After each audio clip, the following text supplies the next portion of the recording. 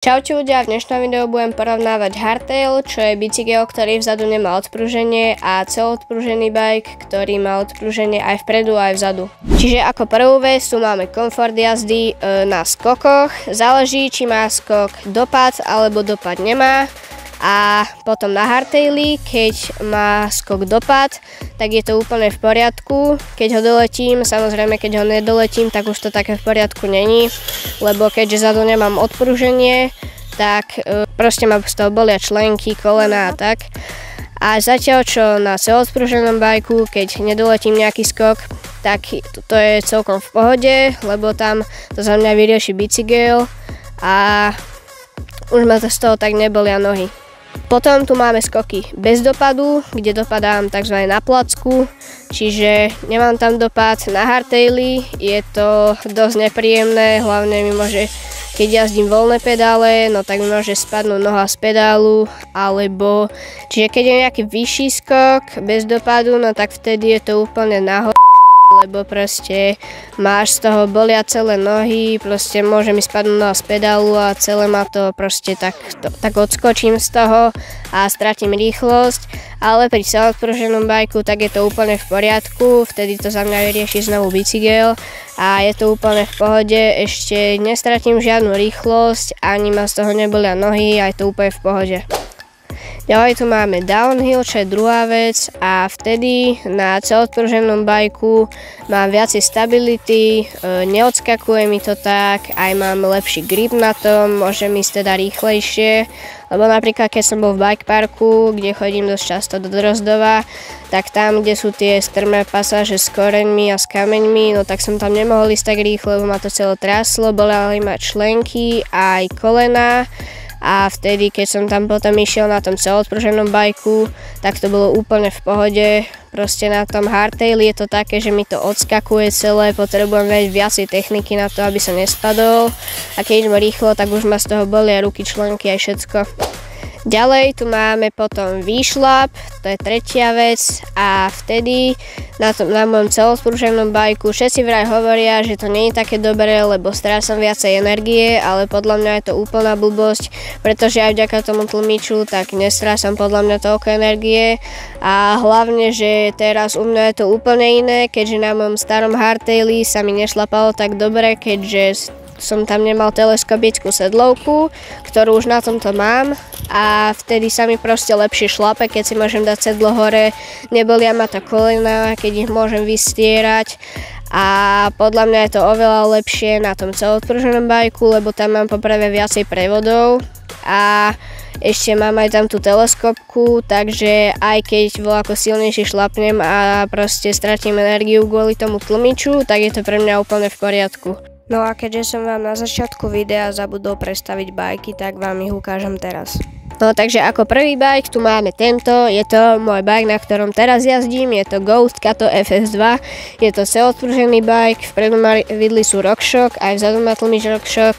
Druhý bike tu máme môj starší hardtail, je to tento žltý hardtail o značky Specialized, a vpredu mám vidlicu, ani neviem akú, ani mi poriadne nefunguje, lebo som sa o ne nestaral, a proste nemám tu ani teleskopickú sedlovku, je to proste hardtail, zadu nemá nič a hlavne je menší. A štvrtú vec, tu máme teda cenu, aj keď tento bike nový pôvodne stal 700 €, aj keď na to už až tak moc nevyzerá a hlavne je to hardtail, takže mi to trošku nesedí, a tento bike stal 600 €, ale keďže je jazdený, no tak proste bol lacnejší, a aj nový stojí proste 1100 € asi, alebo 200, ale na to, že je jazdený, tak stal 600 € a o 100 € menej stal ako tento hardtail, takže ešte sa mi na ňom aj lepšie jazdí, lebo keďže je to celoodpružený. A hlavne má tú teleskopickú sedlovku a to je dosť dobré na ňom. A ešte čo sa týka tlmičov, to vám ukážem teraz. Ako fungujú tlmiče na tom celoodpruženom, tak to teraz vidíte.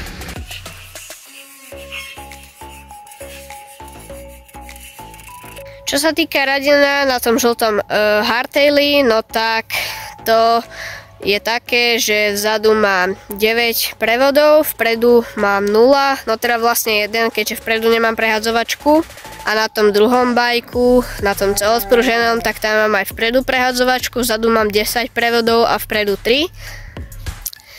Ďalej tu máme potom brzdy, tie sú na oboch bajkoch síce kotúčové, ale na tom žltom hardtaili tak sú tie brzdy menšie a slabšie. Hlavne na tom hardtaili si nemôžem nastaviť priblíženie páčok, takže pomaly nedočiahnem na tie páčky brzdové, ale zase na tom druhom bicykli, na tom celodpruženom, tak tam mám tie kotúčové brzdy už o dosť väčšie, čiže sú aj silnejšie, lepšie sa mi s nimi brzdí a hlavne tie páčky si tam môžem úplne v pohode nastaviť ako chcem. Ešte čo sa týka rámu, no tak na tom žltom hardtaili je zo železa a je ten bicykel o dosť ťažší ako ten ďalší a samozrejme aj cez to, že je to rám S-ko, čiže menšia veľkosť a ten druhý je z hliníku a ten je M-ko, ale aj tak je ľahší. Ešte čo sa týka toho gripu, no tak plášte na oboch bajkoch mám celkom v pohode.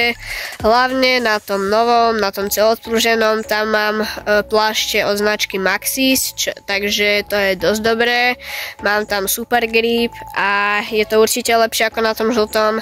Tam mám plášte od nejakej inej značky, neviem presne od akej, ale tiež nie sú až tak veľmi zlé, dá sa ani v pohode jazdiť.